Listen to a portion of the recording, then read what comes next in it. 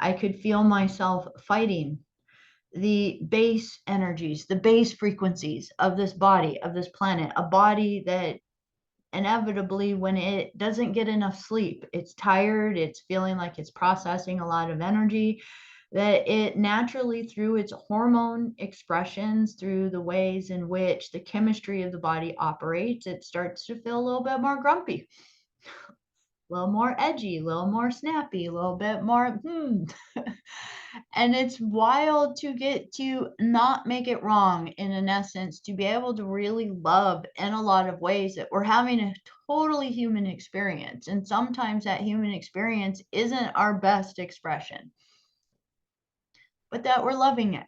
We're admiring it. We're just being a part of it. We're feeling it on every level, so that we can also have the experience of how do we shift and change that.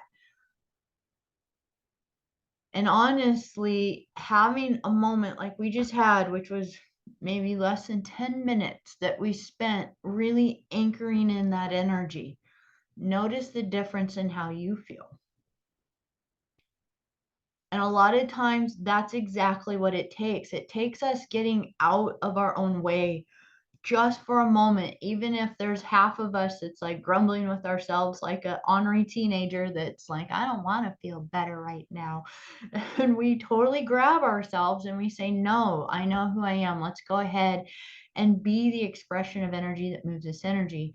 And that within this, there's just a massive amount of layers into why I feel that we really go through a lot of this. I feel like in so many ways, every time we choose to transmute that energy through us, it's not just us changing our mood and our energy, but it's really, I feel, us clearing another layer through the morphogenetic fields of our divine Sophia. So today we're going to play a little bit more with just kind of the energy of the sacred divine feminine, kind of tying into a little bit the energy of our lineages, who we came here to serve, what we've come here to be and do.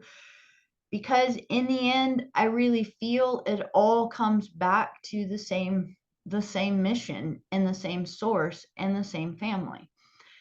And that even though we might have more attributes of us, maybe connected to the Syrian star nation, or Andromedan, or Orion, or Lyran, or Alpha Centaurian, or Eridanus, or Corvus, or Hydra. We're really going to focus on Hydra a little bit today.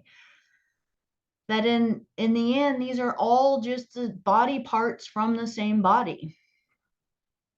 And we're not separate. It's different expressions that truly our individuality in form is going to be of an amazing variety, an incredible variety, just like the animal kingdom. I swear I still find animals on this planet that I'm like, what is that? Never seen that before. And so we get to experience that the awareness, just the opening to the idea that there are species throughout all creation. And this started yesterday, so please don't mind my weird video thing that's happening. If it's glitching for you guys. I've been having a great time with Mercury retrograde. I think there's like 4 more days. I can't wait. So that within this, that as we actually look at this through dimensional spectrums, that what we're actually going to be looking at is that we're looking through layers of consciousness, so that our family within, say, more of the physical, so 6th, 5th, 4th, 3rd dimensions, and so on down, we're going to be dealing more with what we might call body forms, and they're all going to have a little bit of a variant, some a little bit more higher dimensional, more ethereal or light as we get into 6th dimension, but we're still all dealing with a bit more of form. And as we are acknowledging ourselves within consciousness as form, that all of these in essence are going to be incredibly varied and diverse, multiple different lineages, tribes, families, so on and so forth. And that when we start to kind of understand that that now we get to go like, oh, okay, so if we follow our lineage, we might get up into about the 6th dimension where there's major separation. But then as we start to get to 7th, 8th, 9th dimension, now we're starting to move more into pure ethereal forms, and there's still going to be a variance of family lines. I really don't know why it does that. Why it does that.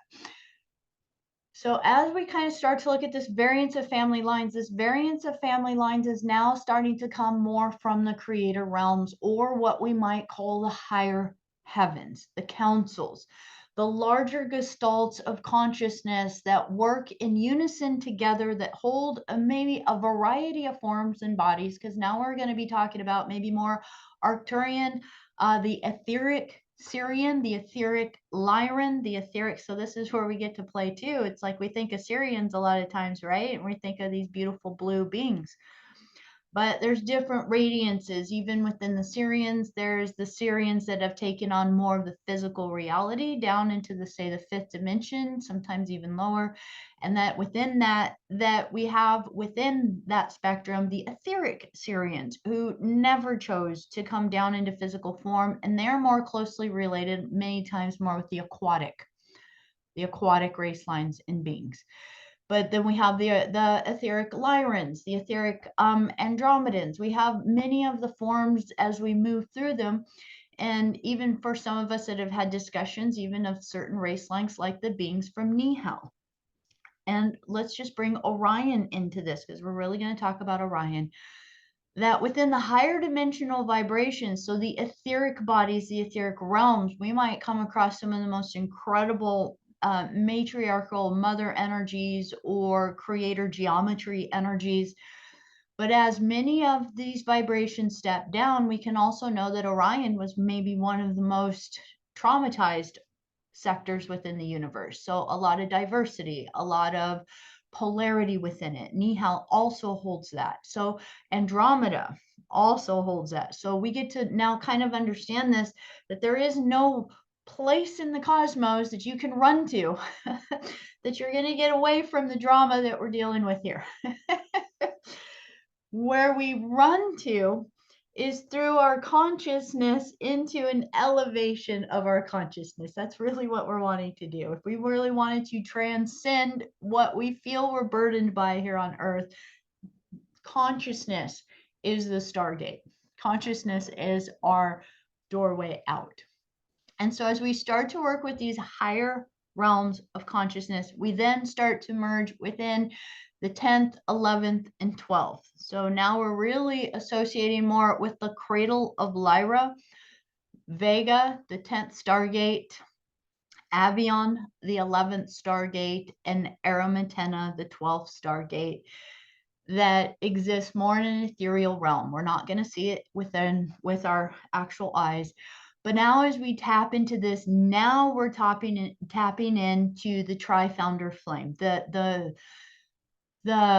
what they've been referred to as yanas, the creator realms. These are metagalactic consciousness stemming from the Andromedan galaxy. So families, major consciousness families that have merged into this universe to bring in the geometry, the light, the seeds, the consciousness, the teachings of our higher mother galaxy, if you will. And that as we begin to tap into these beings, that this would be in essence our family lineage. And even within this, that some of us might be more attuned to the blue ray. I know we talk a lot about the blue ray, but I do want to say that even within the triad, the blue ray, the gold ray, the magenta ray, they all hold Christ consciousness within them. It's just that the blue ray, that is their main purpose. The magenta ray has come in more as a rehabilitation. So they uphold Christ consciousness within them as a base seed core, but they're going to go into more polarized lifetime experiences in order to experience both the light and the darkness, in order to begin to merge them within themselves and transmute them right internally within oneself, in order to begin to heal it, purge it, and restore that ray back into Christ consciousness. So whenever I see people really holding magenta, this is also going to be the same as the violet ray, the violet flame, the violet ray. And there's many of us that are going to hold an intertwining of all three: the gold ray mission, the blue ray mission, and the violet flame or the magenta ray mission. The gold ray mission, this is more connected to the avian, the mantis, and the seraphim lineage lines. And this is an incredibly beautiful race line of beings that is connected more to Vega within the Lyra constellation. And as we understand this family lineage, that this family lineage is the family lineage that the violet ray came to help. The violet flame, honestly, is a higher vibration, even though it's sitting at the 11th Stargate. It's kind of hard to kind of depict how it is, but it's like there's the blue flame and the gold flame as they were working, and the violet flame came in embodying codes from both, from all, from they are the all encompassing energy that holds all of it, and they came as a major restoration and transmutation energy. But the gold flame, the gold ray, I feel it many times as a beautiful light stream of energy that was one of the base building blocks of creation. The gold flame, the gold ray, the suns. You can think of that as many times even the solar rishi energy.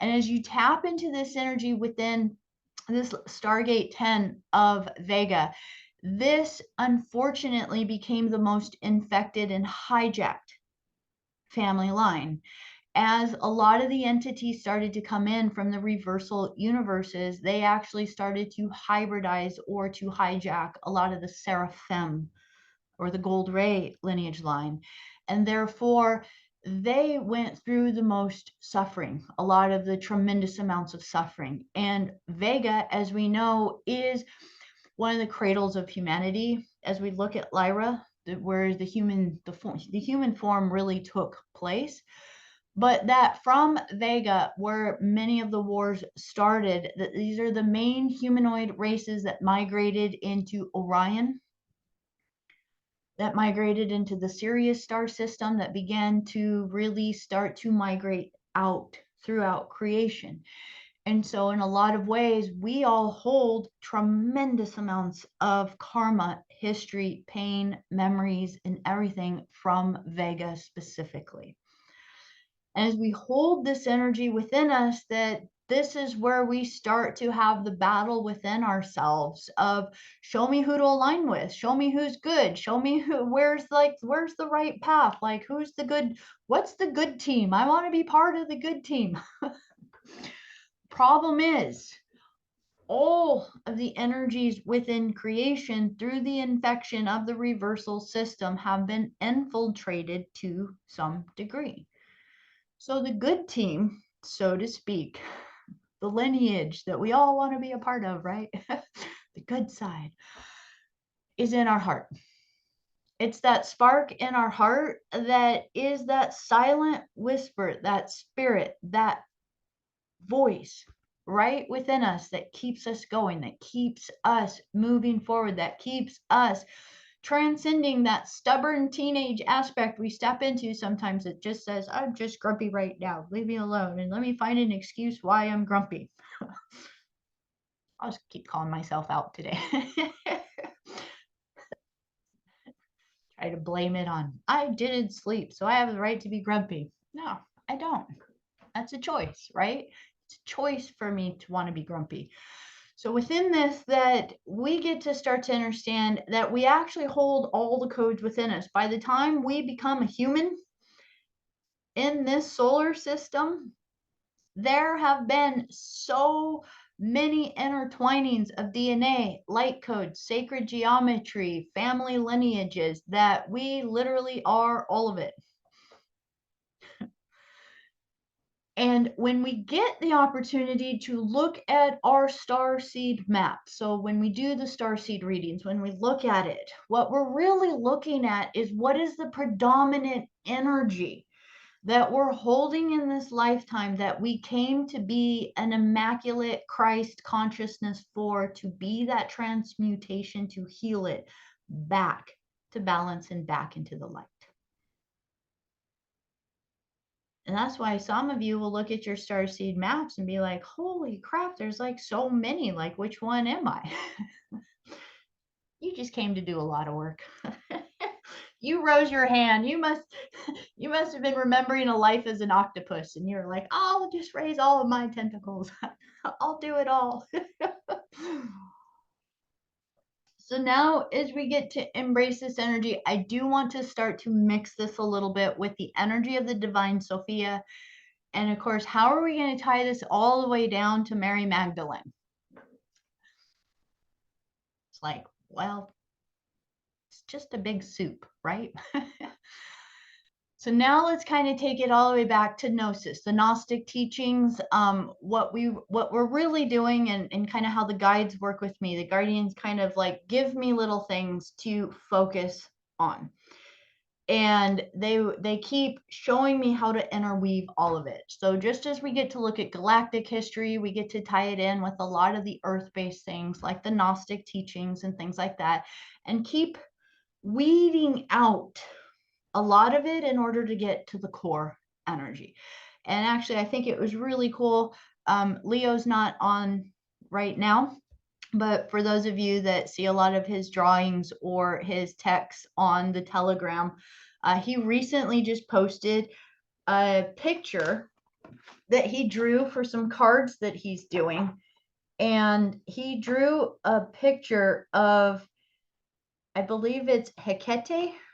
I might be saying it wrong, but and so I just thought it was really amazing, because honestly, she's not one of the divine aspects of Sophia that I've really tapped into, that I know a lot of her history or her energy.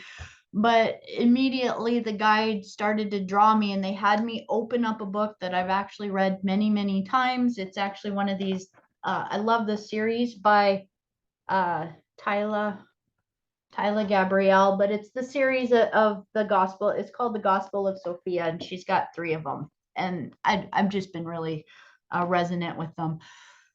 But within there, as I just opened it up, I immediately opened it up to a page within here where this is how intertwined Sophia is with our teachings. So Sophia is the Christos Sophia. She is the divine feminine aspect of the Christ.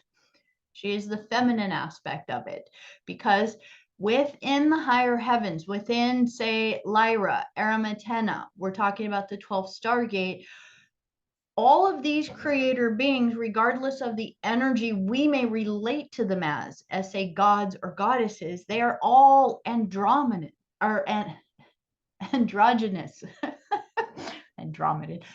Androgynous. So they hold the triple power. They hold all within them. So they are neither male nor female. They hold the balance of the male and female within them. So this is going to tie in really a lot to the talk we had on Thursday about how we are balancing the Hieros Gamos within ourselves, of our own polarity spin of all of our cells within us and all of our light body within us, so that we are matching the masculine and feminine energy within ourselves, which is the right spin and left spin of our light, if you will. And that within this, that even if you were to look at, say, your astrological chart, look at your human design chart, as far as all the gene keys within there, all of them have either where they're more of a masculine gate or a feminine gate. So when you can actually look at your chart, you can actually see in your chart, are you holding more masculine yang energy in this lifetime? So left spin or outward spin or electric spin of light in your body. Or are you holding more magnetic spin, centrifugal, inward spin, magnetic light. And so as you kind of imagine that vibration within yourself, therefore you get to start to go, where am I out of balance? I came into this lifetime holding this. So if, say, for instance, one of us is holding more masculine, more yang energy, more outward energy. This is going to express itself in our life many times as, I can take care of myself. I don't need anybody to protect me. I'll be my own guardian. I don't need no help. I'll do it. And, you know, interestingly enough, it's many times those that are in a female body. Okay, just don't mind my dancing screen. Those of us that are in a female body that will hold a lot of this yang energy as a counterpart to the bastardization of the divine Sophia and the divine matriarchal or feminine energy within the entire universal creation, as a way to step in and try to balance this energy in some way. And our job in many ways is to actually learn to let the feminine have an expression of itself that is soft, receptive, trusting. Oh, sorry, that's a vacuum. More beautiful. So now as we start to look at Sophia, I'm going to kind of describe her in a couple ways, because this is something that you'll hear me mention a lot. My love for the divine Sophia, my love for this creatrix being. This is probably one of the main energies that has ever drawn me into really going deeper and deeper into this wisdom, because as my connection to my heart with her is, it's the more that I just feel like I literally can say the name of this energy that we're tapping into, and it makes me want to cry, like almost with an emotion of such a passion for this energy. And that this is our mother. This is our mother energy. And I will just tell you from my own perspective that I had such a distortion of energy that I was holding, of all the karma, all the programming in the body, all of that I had to learn to be able to process as not my own within this lifetime, that this was actually the one thing I was almost repulsed to. The idea of a weak feminine energy, of needing help from anyone, or even this idea of you know, people being like, oh, the beautiful divine Mary energy, or this or that. And how many of us have had such an aversion to maybe Mother Mary, or the energy of female divine images. And so as we get to start to reinstate this energy, we are finding within ourselves how much of a distortion we came in here to heal, and how much we are getting to bring this back into balance. Because in truth, the divine Sophia teachings is the divine Sophia teachings of all creation. It is the all of it, the mother energy, the creatrix energy, the divine energy. So here, let's play with this a little bit, because as we can understand throughout how history depicts her, that her many forms have been let me make sure I say it right, Prajnaparamita in India. Now, as I've researched this energy, this is an energy that is coming from the perfection of wisdom teachings within Buddhism, throughout multiple different layers of Buddhism. But this level of teaching, it's a divine feminine wisdom. If you see pictures of her, she looks much like a Tara, like a Tara Buddha, a divine feminine aspect. And that it was her wisdom that was transmitted to Buddha. So this is gonna tie in for the energy around the Kumaras too, because we can understand that Buddha was one of the Kumaras coming into this reality as a physical being. So now we're understanding that even the Kumaras are transmitters of the wisdom of the divine feminine, the divine womb, the divine mother. And so within this, her teachings, This feminine teachings, this divine Sophia teaching, if you will, was the basis of the teachings of Buddha. Now, as we look at it, this is also very much this book. She ties it in with Hecate in Persia. That this would have been the divine feminine perspective of this. And I was like, how amazing, because literally Leo just posted that picture, and I was sitting there going like, oh, I'm going to have to figure out more about this energy. This energy, if you tap into it, she shows the darker side. She is more connected to the underworld, scorpionic energy, magic, almost to the extent of what we would think of on earth is witchcraft. And that as you get to kind of understand this energy, we're going to start to see where words have been manipulated. And I'm going to throw out one example right now, which is Hathors. We know the Hathors are an incredible divine feminine race line of beings that have been in absolute service. It is their absolute service to be perpetuating, sharing, and growing the wisdom of the divine Sophia throughout the cosmos. Hathors is also where whores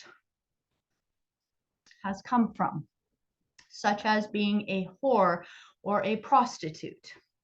And so we're going to actually start to learn that in ancient times, that prostitute and the word how a prostitute was brought forward was actually demonized from what its original form was, because these were the sacred serpent wisdom keepers of the divine Hieros Gamos, the divine sacred teachings of the union of the divine masculine and feminine that flows within all, and that within polarity, the female always held the power.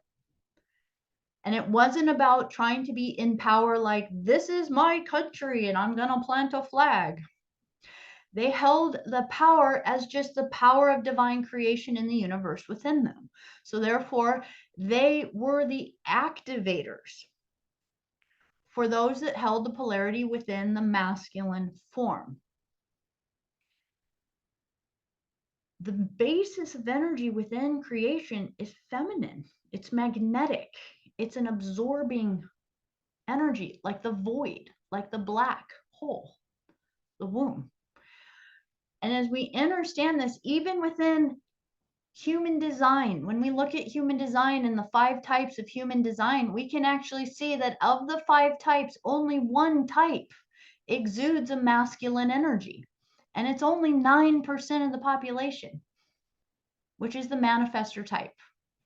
It's the only type where their spin and their aura is different than everybody else's spin. Everyone else is holding a feminine auric energy. And so within this, I just invite you to go, why did the universe say out of humanity, this is how the aura of all this species needs to flow? Because this is a divine thing. This isn't something we could have come up with. So in somewhere in divine intelligence of the infinite intelligence of the universe, it decided that it only needs 9% masculine energy in order to perpetuate creation. That the majority of creation actually, whatever gender that it's in, is actually to hold an aura, an energy, and a softness and a receptivity to being the creative birthers of creation. And so now as we get to see this, that even within this, we get to look at, it's also represented, the divine Sophia was also represented by Inanna in Babylon, Isis in Egypt, which actually ties back to the Hathors because she learned from them. Shekinah in the Hebrews, Athena in Greece, Sophia to the Gnostics. Now here's where I want to take it even down to, we in modern society refer and revere divine Sophia in our everyday language, and we don't even realize it. Because philosophy is a word that is derived from the word philosophia, that is derived from the energy of Pythagoras, that is derived from the energy of this blue ray lineage line, again, Pythagoras being a Capellan starseed, he came through to be part of the lineage of the blue ray that was connected to the ancient Atlantean teachings that were in alignment with the blue ray. So the blue Syrians, and therefore moving through this energy of which we talked to before about the energy of Akhenaten, the Essenes, the Druids, so on and so forth. All of those that hold the upholding of the law of one teaching that tell us that who we be in this lifetime matters, because that energy is going to spiral with you through all your incarnations. So whether or not you feel you can just do it in this lifetime, it's this lifetime and get away with it, that was never the original teachings. It was always about the eternal nature of our soul and how our soul moves in and out of bodies, and that it is our consciousness that is constantly evolving, expanding, and growing. And that as we embrace this energy, that these major teachings were these philosophies that we have been so enamored with through all of the centuries and the millennia, honestly, have really come from the base teachings of Sophia, the honoring of the divine mother of creation. And even Rudolf Steiner, she's just mentioning that Rudolf Steiner, he called it anthroposophia.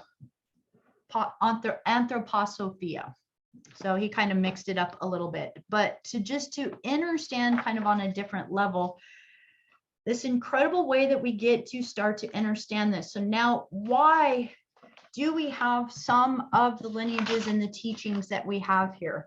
Now, as we get to look at energies coming in, we are going to now understand on a deeper level that divine Sophia is a dragon.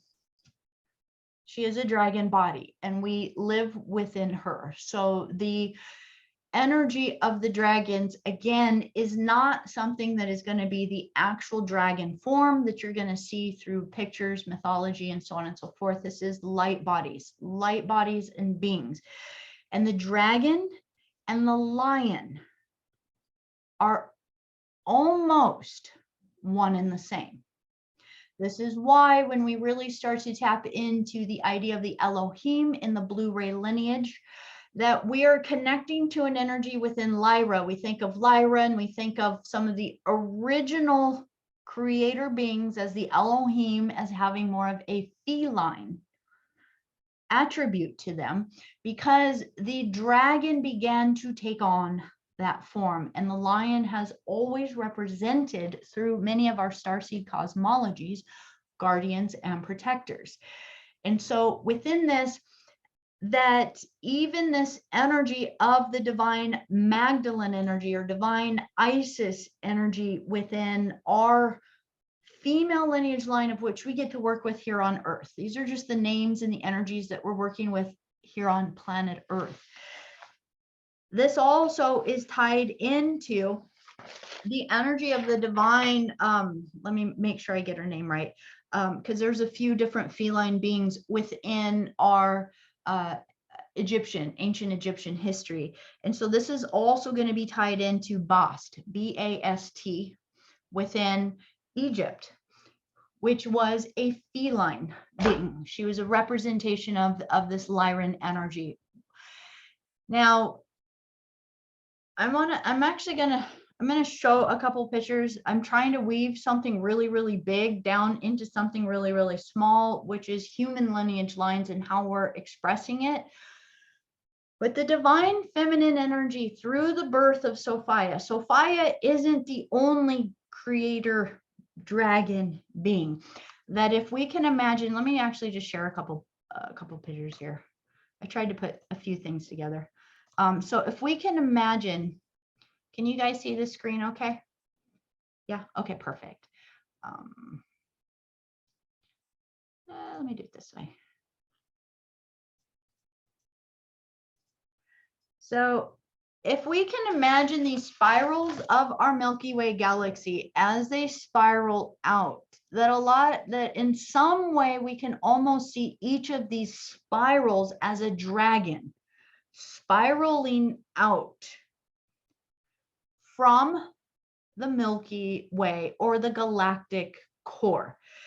And Sophia is known to be she who was emanated from the galactic womb to become the Earth Mother. So she is one of the aeons. There are said to be multiple aeons, and each one had an attribute. And therefore, that is why Sophia many times is her attribute is wisdom.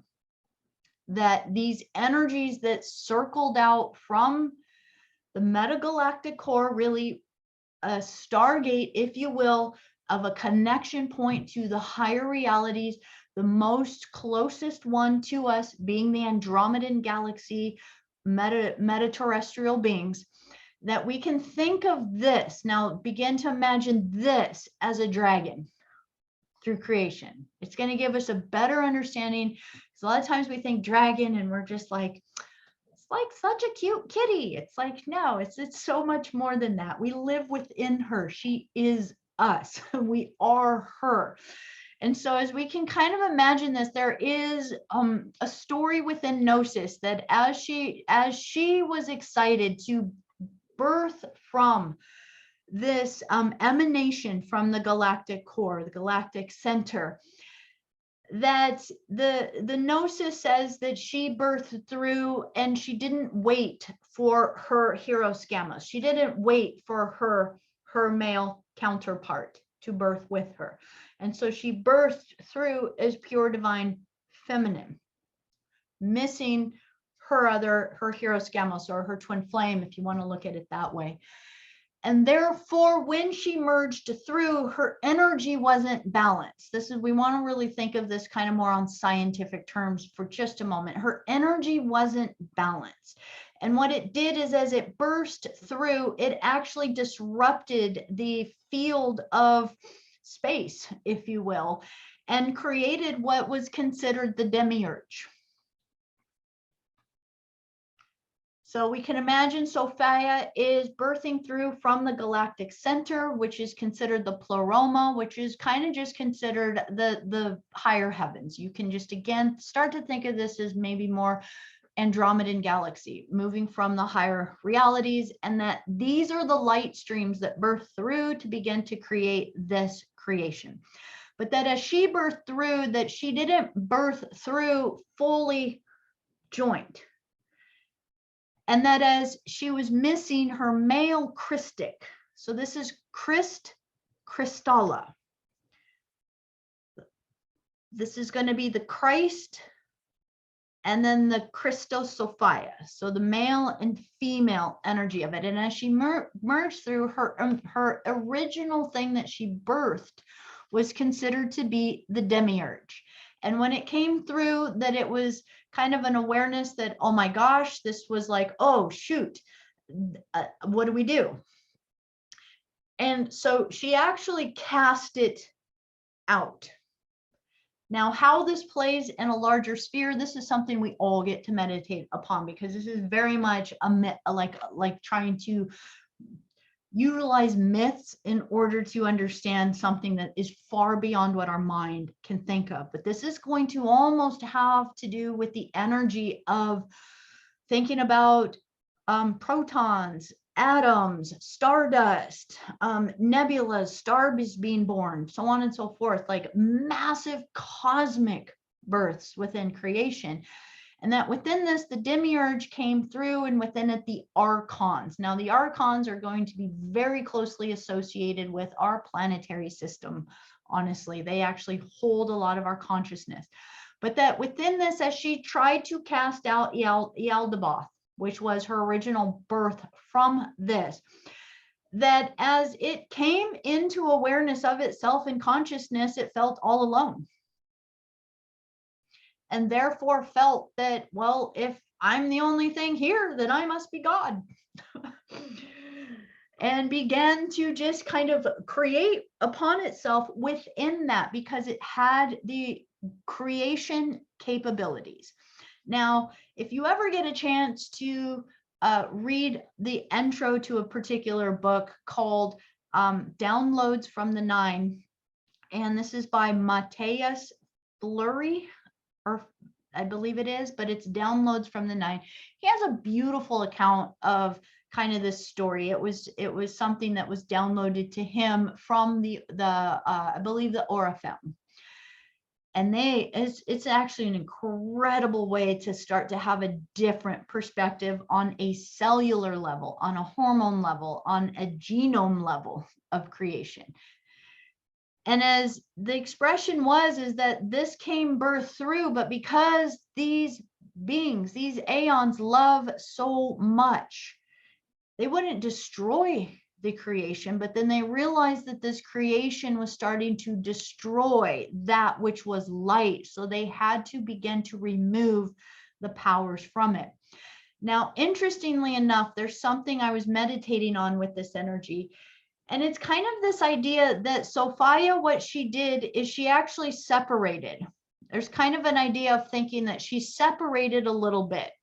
There is almost a talk of some of the arms having kind of like some breaks within them, but that she separated a bit in order to create a barrier between this thing that got created and the higher heavens. So she sacrificed herself in a way to begin to be responsible for whatever she gave birth through or to, in order to begin to bring balance to it.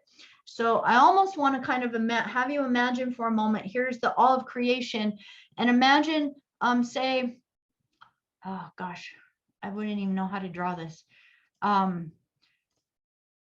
Say for a moment that there's the bubble of creation and she births down into it and then realizes what she creates is out of alignment. It was not created correctly. So therefore, she actually utilizes her own self to become a barrier between the higher God realms and that which we could say we are experiencing now, that which is in polarity, physicality, everything down below the 12th dimension. And as we get to experience this, there's something that I have thought very interesting, is that I feel on a deep level that we are all her, birthing into her dream, into this body of her, in order to go in and grab all of that which she birthed out of alignment and to kind of to be it, to transmute it and to purge it through. It's almost like she's grabbing it all and returning it back to the light or back home. And that's for you to meditate upon within yourself. There is an energy of us going into creation and we're asleep in the dream, because she's kind of holding us in the sphere, like a separate reality, if you will, until we can heal it from the inside out and wake up and help dream the dream with her. And through the power of our intentions, we can transmute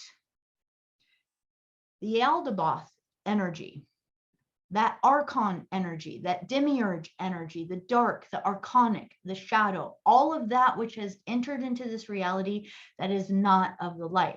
Now that's one perspective. I'm sharing with you multiple perspectives, and then you get to weave them together, because this also ties in with the energy of how there were tears in the fabric of the universe. So tears in her body that allowed this archon or this AI or this artificial energy into it that was actually not organic or of this reality. And it has been feeding off of this reality. And again, I feel as though we're here to come in to basically, through our intentions, flush it and heal it back out.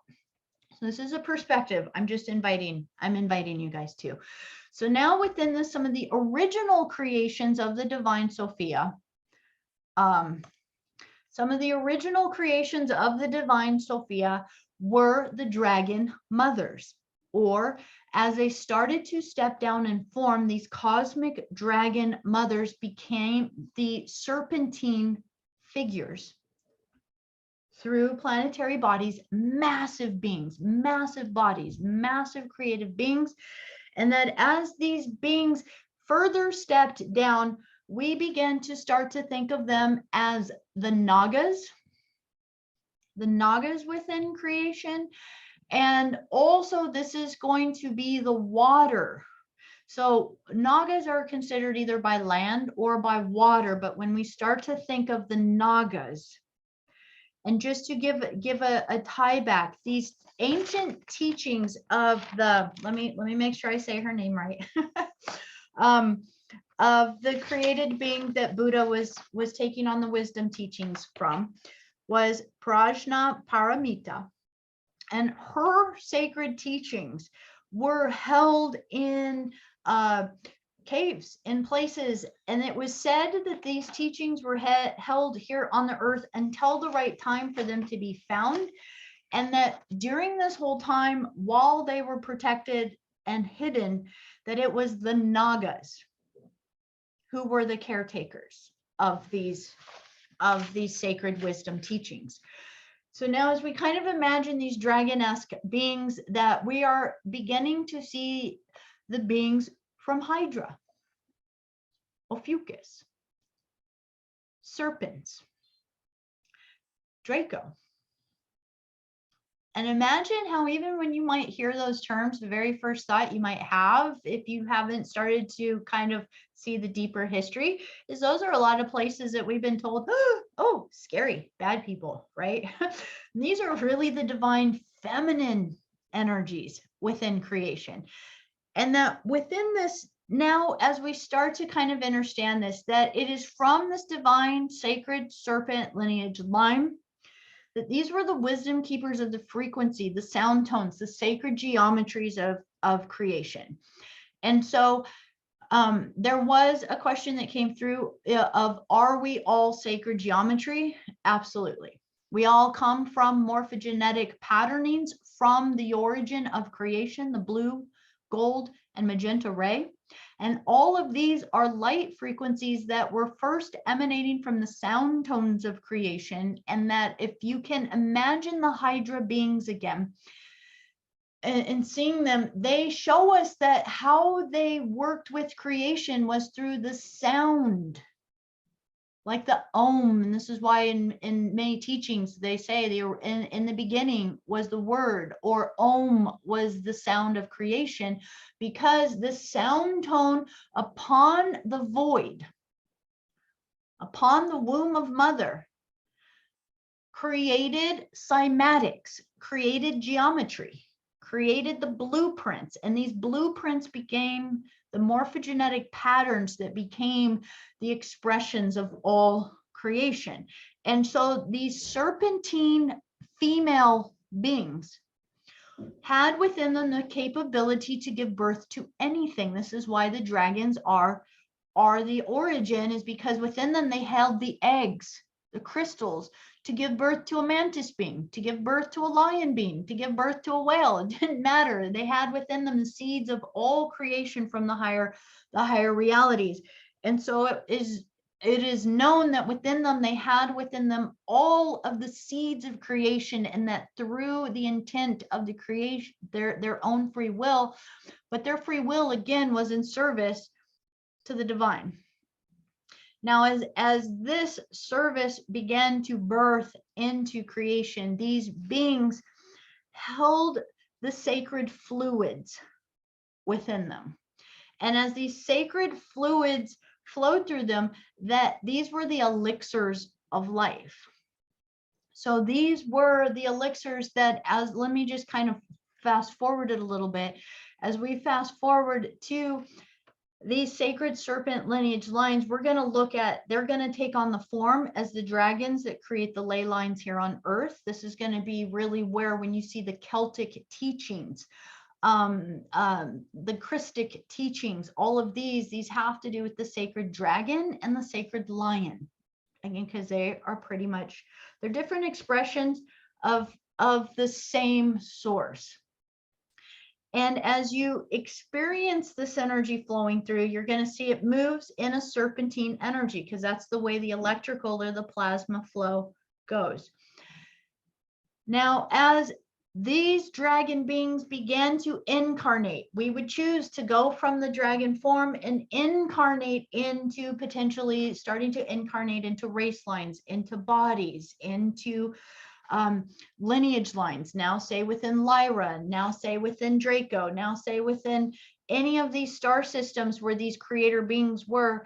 And so let's fast forward again through Lyra into how we even acknowledge Hyades, the Pleiades, and Aldebaran, so the Taurus constellation, that we're going to sense that these were the divine priestess lineage lines. They came in many forms, humanoid, some serpentine humanoid forms, some more feline humanoid forms. As we get to see these different beings, their main purpose was upholding the sacred lineage of the Divine Mother. That said, that all creation must be in harmony with her and in honor with her. And so these female beings held within them what was called triple power. They had the ability to procreate without the need of a male. They had the ability of not only many of the psychic abilities that many of us would want to attune to, but within them flowed the sacred fluids. And these sacred fluids were the activators. These sacred fluids came through the secretions, through the sexual contact, and through the menses. So the blood flow of the woman. And that within these were the sacred fluids, and that when they were shared within context of these sacred initiations, that these could create longevity of life, activation of consciousness, awareness beyond the veils. So as they would connect with the males that were at a particular level for evolution, that it would just like blast open their third eye, if we want to think of it in human forms. Now, from within this perspective, I'm going to come back to this. From within this perspective, these lineage lines of the beings from the Pleiades, Orion, this is going to be through the Sirius star system, all of these Eridanus and serpents and so on. And again, specifically Hydra, because I really want to give honor to these divine feminine that really, when you look at Hydra, it touches almost every constellation within our heavens. So now as we get to understand this, where are our lineages now? So here we go. From the Christ consciousness of the blue ray lineage, there was an awareness that the divine feminine was needing to restore itself. Things were out of balance. Out of balance started to create all of the distortion that we're feeling. So within this, mass amounts of energy was incarnated into creation to uphold the divine feminine teachings. The Hathors were created, different priestess lineage lines, so on and so forth. Different race lines within this blue ray or this Christ consciousness teaching began to work with seeding through many different star nations the ability to spread the wisdom that is primarily held within the Sirius star system. Sirius became one of the headquarters of where this Christ consciousness mission was being enacted from.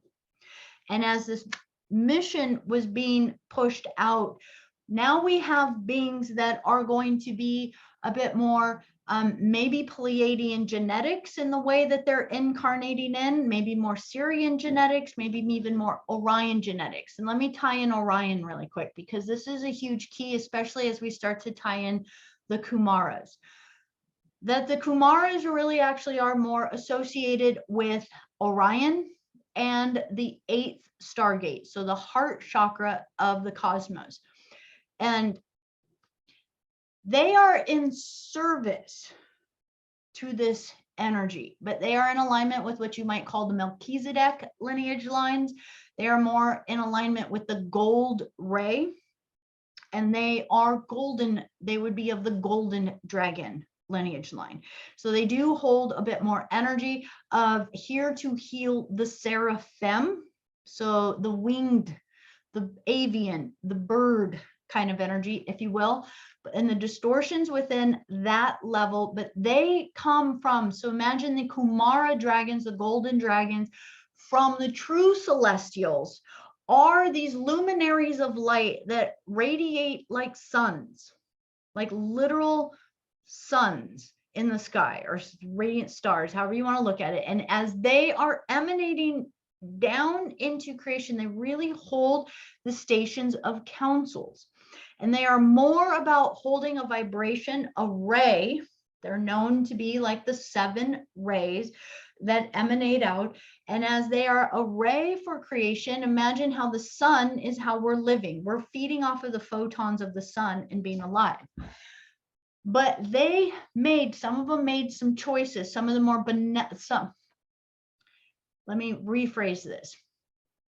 There is some aspects to the Kumara energy that did get hijacked through their incarnational cycles here on Earth, just like every other species out there. But many of them chose, they actually, through their incarnation and connection from Orion, that 8th Stargate, they have connection within this solar system to the planetary body of Venus. Now, Venus is the higher station of Earth. Let me see if I can just share this really quick.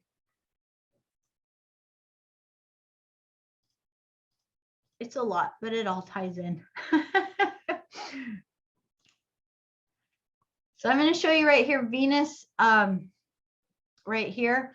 It's actually holding this sphere, this Stargate. It is a guardian of this Stargate. So interestingly enough, as we look at it, we would think of it almost as the 2nd Stargate within here. But what it is doing is, remember, the 2nd dimension holds the base tones that actually holds the 1st, 2nd, and 3rd together. The 5th dimension is the base tones that holds the dimensions 4, 5, and 6 together, so on and so forth. There's kind of there's no way to look at one as more or less than the other. So Venus is actually the higher vibrational advanced frequency than Earth. And as we look at it here within Stargate perspectives, the galactic Stargate of Venus is connected to Epsilon Eridanus. So the Eridanus star nation. Eridanus is again connected to, basically they are descendants of Lyra, but they are one of the greatest melting pots of creation, because there are many star nations that collaborated together to create the benevolent educational and healing system that Eridanus is for us as a star system. So as we get to connect with this is also now going to tie in to Sarasota, Florida, which for those of you that have been in that area, you know that that entire area of the Keys is crystal beaches. And it's crystal beaches because this was incredibly hijacked. The Sarasota crystal or template that was holding energy for the Earth was what during the Atlantean times fought over and exploded. Therefore, the remnants that we see today in physical, and you can touch it with your hands, is you can go sit on these beaches that are just pulverized, basically quartz crystal. And so this is also tied into Easter Island. So this is another perspective of kind of looking at the energy of Venus. And that as we look at this energy, we're basically finding our connection to how consciousness steps itself down and why we take different stations, why maybe some of us have more of a station that's maybe connected to Eridanus, where some of us might be more connected to the energy of healing with the Pleiades. But I want you to just see this right here, that as you can see through here, we have Eridanus kind of leading up, but look at this central column in here.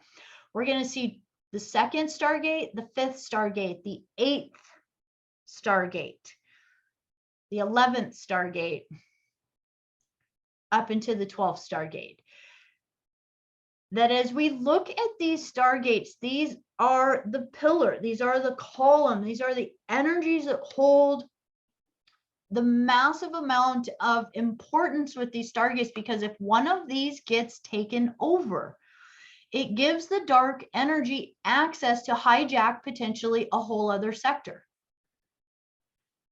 So this is why we are in many ways the fallen energy of the Pleiades.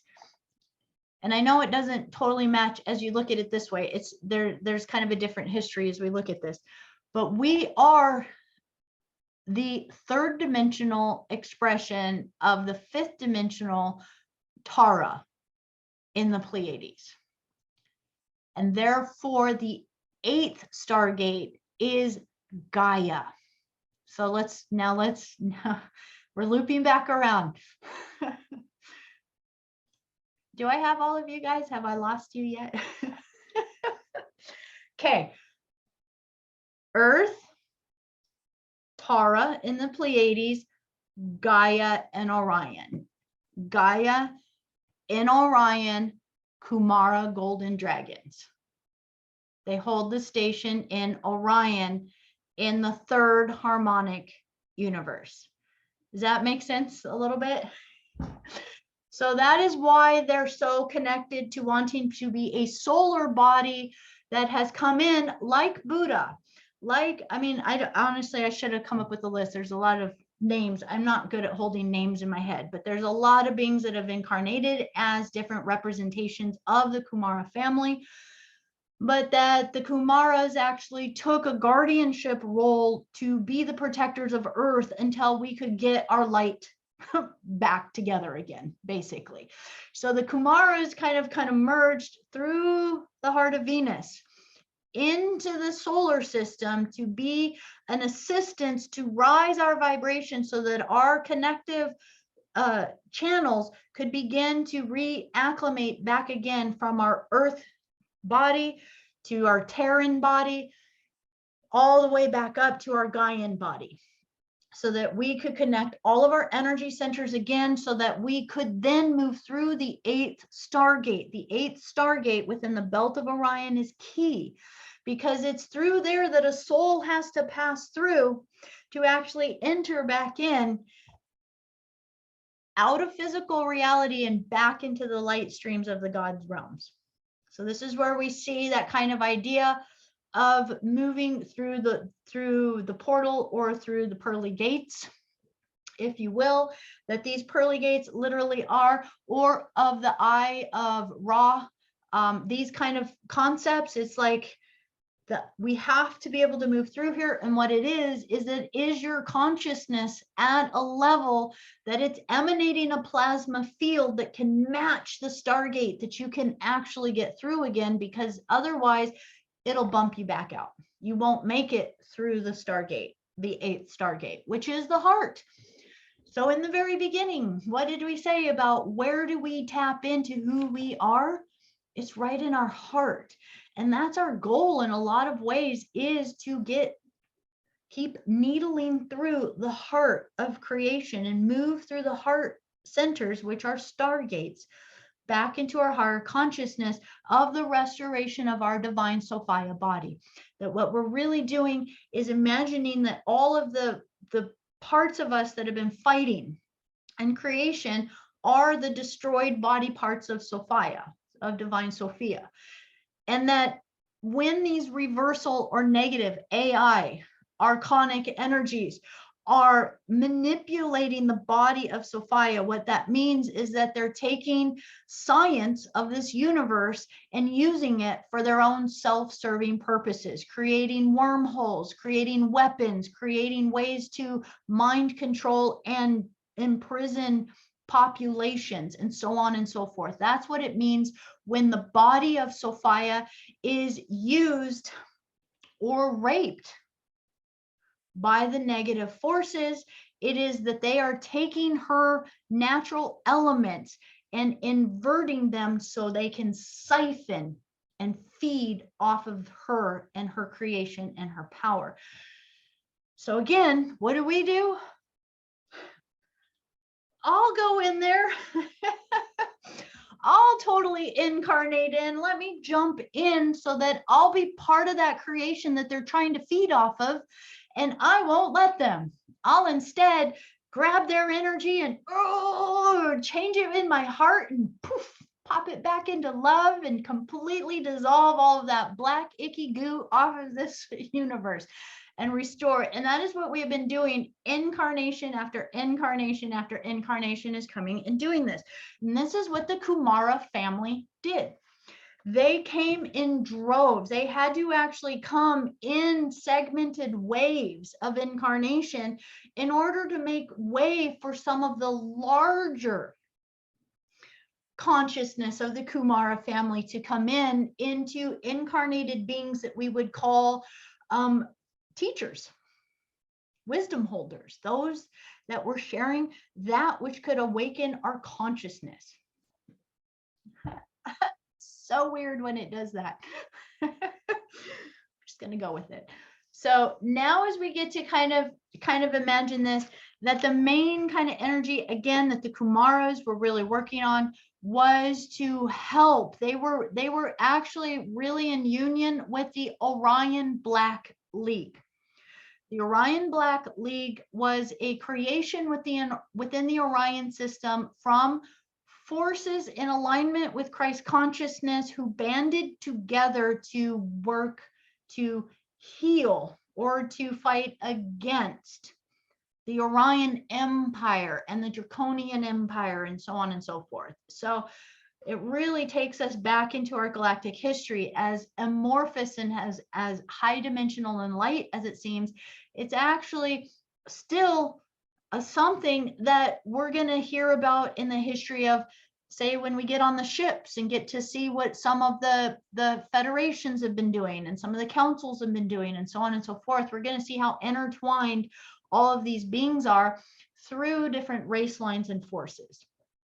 So now as we get to imagine this, part of the plan of the blue ray, I'll wrap up this last little bit. Part of the plan of the blue ray is they knew the earth needed help. It needed restoration. It had fallen in consciousness since it was destroyed as part of the Pleiades, and as it was cut off on an energetic stream and dropped into this lower dimension, something had to be done in order to begin to rehabilitate it. And again, we have to imagine we have multiple things we have to keep in mind. One, that you can't just incarnate all of these light beings with all the full code into a physical reality, because it's so dense. We many times lose ourselves. We forget who we are being born into these bodies.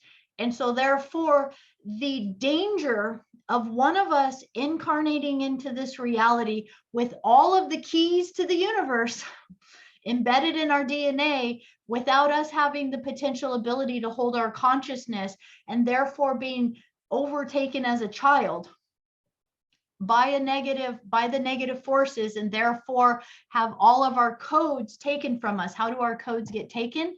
They can force breed us to create a new race line in order to access our codes. They can just straight utilize us through manipulation of consciousness, where we think we're working for the right being, but really we're working for a false ascended master, and so on and so forth. There's a lot of ways in which they have been able to hijack our codes. So what was devised by the Syrian Council, the Lyran Council, and the Council within Orion? They devised a plan to create tribes. So they took all of the God source codes, so the sacred geometry that we are, and they split us into 12. And they created the 12 tribes.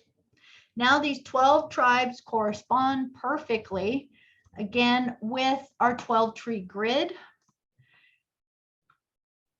And as we get the ability to kind of look at this, part of the energy of how you can feel, if you, by this point in time, we're all more connected to multiple tribes at this time. We're not going to be like, oh, I'm just from tribe 12 or tribe 11. But what happened is the original seeded races, we started seeding consciousness into the species of Earth. So into human bodies, we started incarnating them in, and they would come in through family lines. And these family lines would be really where we start to see all of the war of bloodlines on the earth. It's the battle of the different bloodlines on the earth. But that truly each of these bloodlines was coming in to guard particular stargates. So you're going to have particular Stargate keepers that maybe were more in Peru, maybe in China, Tibet, maybe in France, maybe, you know, in England, in upper areas. You're going to see there's all of these different places around the earth that these particular stargates were. And so these tribes were embedded around the earth and they were kept separate. What happened in the very beginning, let me do that. In the very beginning, the original tribes only came in with maybe one or two of the codes of the keys within the DNA activated out of 12. We're going to show it this way. And then as history progressed and they started to evolve, then the next wave came in. And the next race line came in holding the next infuse of light and energy. And so this was a massively long project in order to slowly weave the light in order to embed it deep enough that even if the dark was trying to attack it, it was going to survive and it wasn't going to be hijacked all the way. It has been hijacked a bit. And so within this is where we get all of our histories on Earth of the taking over of the different females or the bloodlines and trying to force breed them, or massacres, or all of these different things, is because these were the attempts from the negative reversal Anunnaki families, Orion factions, and so on, to try to hijack the body with the DNA that was going to give them access to go through the Stargate. That's the entire goal they're always looking for, is I want the keys so that I can move through the Stargate. They want to hijack the Stargates. Now, within this, we start to get to see that through the very original seedings, we actually have the Mu, the motherland of Mu, MU. And this was considered the motherland because this was the motherland of the seeded dragons and the seeded Nagas, if you will. The seated divine feminine beings. This was before the wars came and they were forced into hiding into the inner earth and into the oceans. So as we get to see these teachings, the sacred original law of one teachings, if you were seeded into the earth. They were seeded within this, and this was the hope that we could recreate the Pleiades back here on Earth, and that we could get this planet to really be able to rehabilitate itself, restore the Stargate so that it could connect back and rise up in consciousness. As it started to happen, then of course the infiltrations came, and that's when the wars came, the shifts came, and this is where we start to get to where we start to think of as the Lemurian times, the Lemurian Holocaust, the Atlantean times, and the Atlantean Holocaust.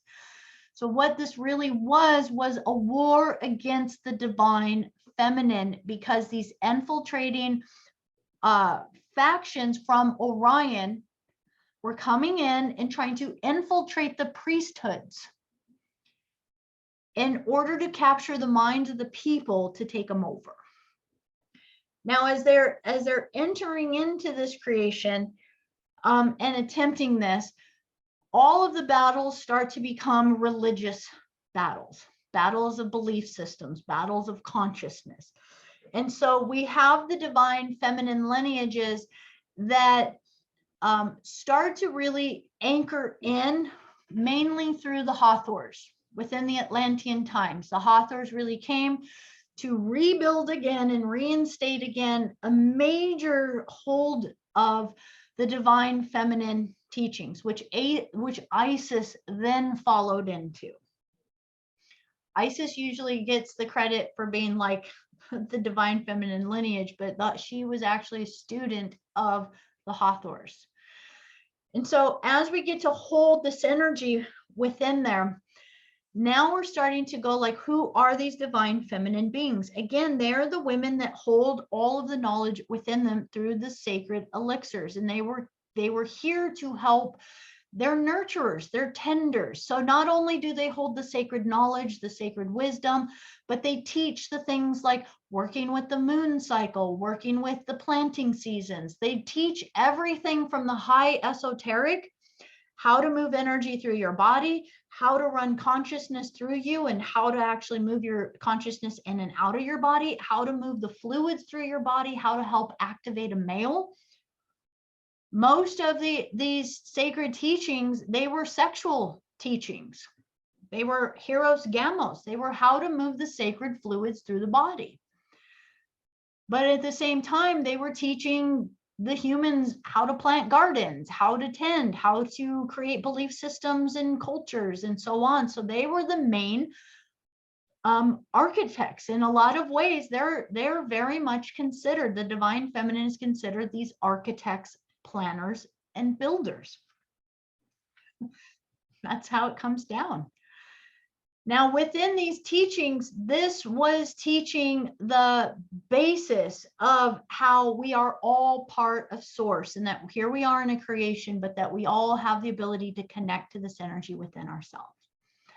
And that as the progression went through in time, that especially right at the time of the fall, the final fall of Atlantis, this was the final fall for the war against the feminine.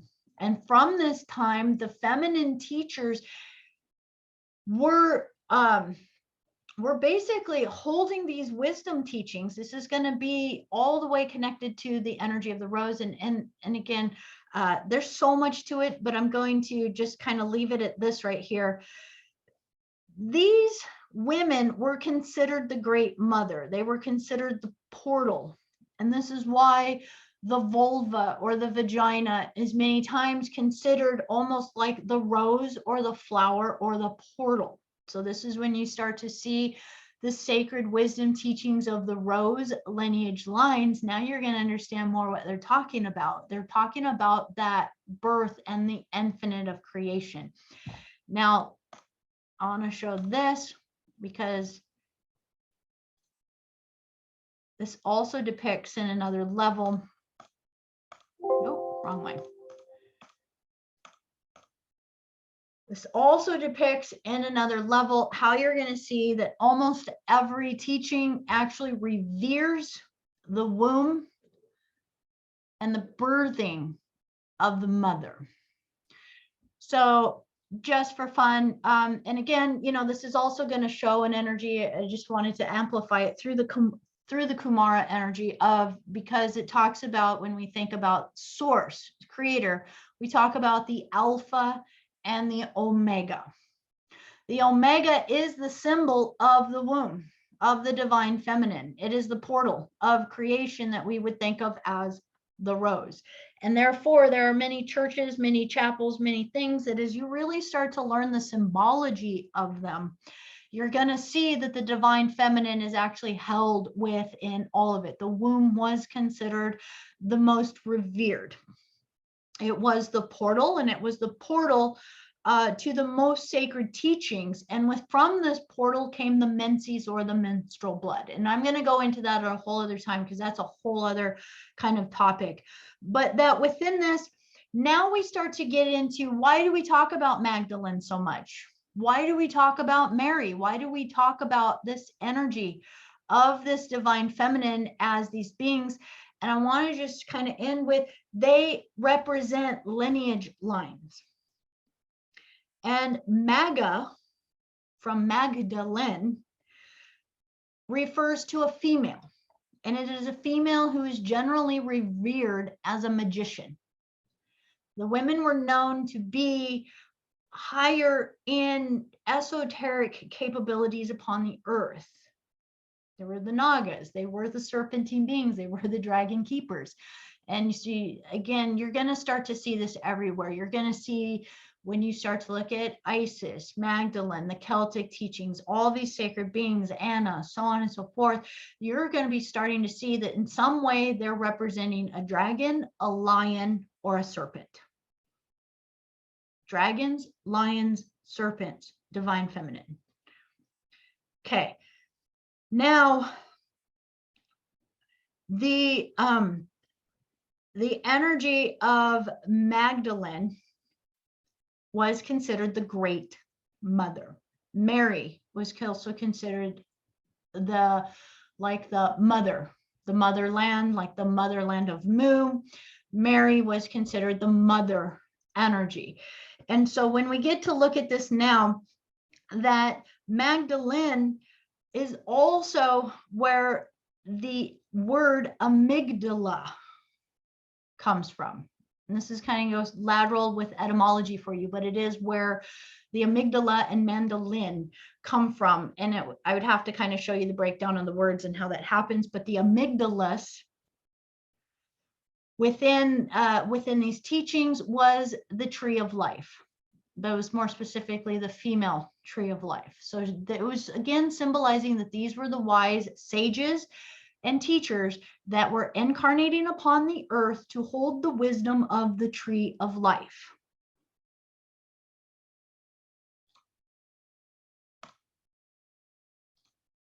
Symbol is considered the tree of life. These are the tree of life. When you see the Kabbalah, it is a distorted tree of life, but it represents the tree of life. And so now we're understanding what is the tree of life. The tree of life symbolizes through what you're going to again see through all Druidic teachings. So the Druids, which are like, just remember, Druids aren't just Celtic. They are, the Essenes were a sect of the Druids. There were Druids throughout even the Africas. There were Druids. The Zoroastrians were a Druid lineage race. So talk about another tribe. The Druids were many, many tribes around the earth, and what they taught was the wisdom of the tree of life. And so that's why you see with the Druid symbols many times the oak or the symbol of the tree with the opposite tree upside down, symbolizing that the roots are just as important as what comes up, and it's showing our connection to all within the universe. So it's not about just nature or a tree. And so within this, the female tree and the energy of Magdalene, that her name literally breaks down to the magic doorway of the great mother, the primordial goddess. And as we get to hold this energy, that there are many that have held these vibrations, but that now as we get to hold this, what we are acknowledging our connection through whatever tribe that we might be connected to, that we are honoring within us our divine sacrament of our service to reinstating the divine Sophia back into wholeness again. And this again is going to be the basis of not only coming back into an awareness of the importance of our body, how important our body is and moving the energy through it, how important our connection to the earth body is, and being connected to nature and honoring all of the nature spirits, to also becoming aware of the celestial bodies and their cycles, their movement, and our connection to them through the fluids that move through us. And many of these beings, their main way in which they conducted many of the ceremonies were through the cycles of the lunar cycle, because the lunar cycle moves our fluids the most in our body out of all of the cycles, and the menses cycle. And I will leave you with one last word in how we have been twisted to bastardize so many of these sacred wisdom teachings, is that the term, especially with the ancient terms and words for the moon, was the word sin. The moon was called Sin. Its name was Sin. Just as Lucifer is the morning star. Who else do we call the morning star? Venus. The divine sacred energy. Many times they will take words. Now, I'm not going to tell you to go take every word. Don't so start incanting every word out there. But many of the words, like whore or prostitute, have been turned in our mind as bad, as evil, as so wrong. And really within them, they hold many of the gateways of the keys of our knowledge and where we get to find our freedom within ourselves.